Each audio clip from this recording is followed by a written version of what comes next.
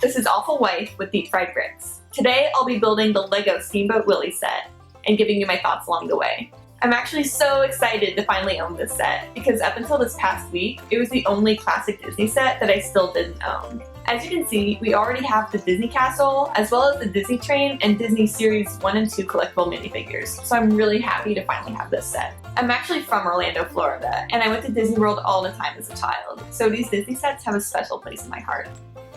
Alright, let's open this up and get going. I'm always excited to see how many sets of bags there are when I'm starting a new LEGO set. It looks like 3 bags total included, with some number duplicates and 2 larger pieces. And the instructions are all in one book, which isn't too big. Let's get started. There are so many colors in this bag.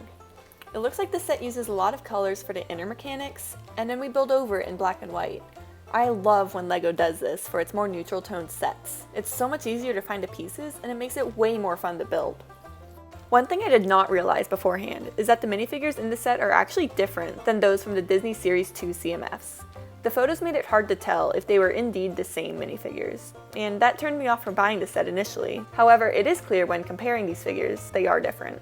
Something else I love so far, I don't see any stickers. When I buy a collector's edition set, I definitely prefer printed pieces. The printed pieces just look so much cleaner. As for this flat Mickey display piece, it is simple, but still a nice addition to the Steamboat Willie display. It actually has 2 options in how it is displayed, standing upright or lying flat with Mickey and Minnie standing on top. I prefer putting the minifigures on the deck of the Steamboat Willie ship, with this flat display piece standing vertical. The foundation of the mechanics that create the movement in this set are primarily built from Bag 1. There is actually so much more to this set than I initially thought. There are a lot of intricate details and gears that have to fall perfectly into place, otherwise it won't work. I am always amazed at the level of engineering that goes into designing the moving sets. Bag 1 was primarily the foundation of the build. There were lots of colorful bricks that were then hidden by the exterior black and white frame. Bag 2 focuses on the rough ship design, the smokestacks, and the interior of the ship. The moving smokestacks are a great feature of this build.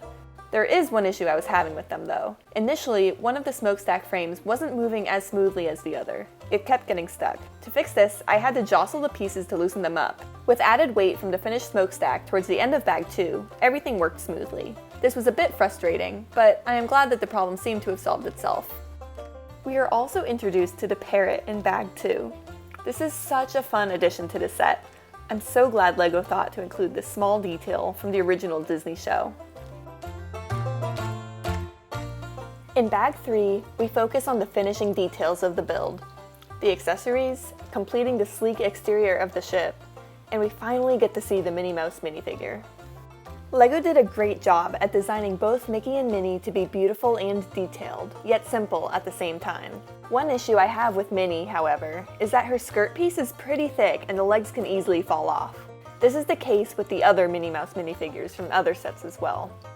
Besides that one downside for me, I think the silver coloring on her skirt and hat are really beautiful, and she's an overall fantastic addition to my Disney minifigure collection. Minnie's accessory is a white guitar with silver strings. The silver details on it really help for it to stand out.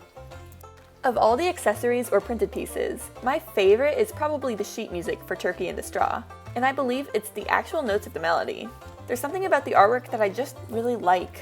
We also get a potato bin printed piece. In the show, Mickey is put to work peeling potatoes, so it's so cool that LEGO included this small detail in the build. The designers did a really good job with having a clean finish on this ship by using the snot, or studs not on top technique, as well as through the use of plates. I love the sleek look they accomplished with just enough studs on top to place the accessories and minifigures comfortably. I also wanted to give you a better idea for the size of the Steamboat Willie build in comparison to some other boats I've built in the past. Here, there's the new Monkey Kid ship, Steamboat Willie, the Hidden Side Shrimp Boat, and the Scooby-Doo Sport Boat. So, Steamboat Willie is a relatively large build, and I have no complaints about its size. It's large enough to still have lots of detail on the deck, and the minifigures can comfortably stand on the deck of the ship.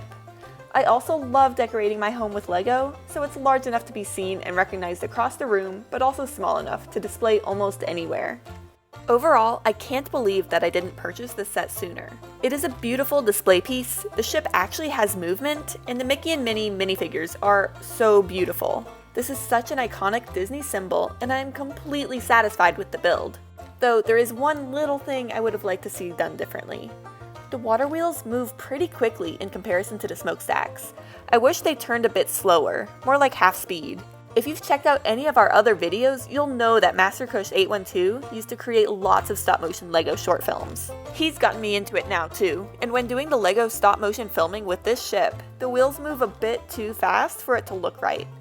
That's a bit nitpicky and super niche, but that's my one critique.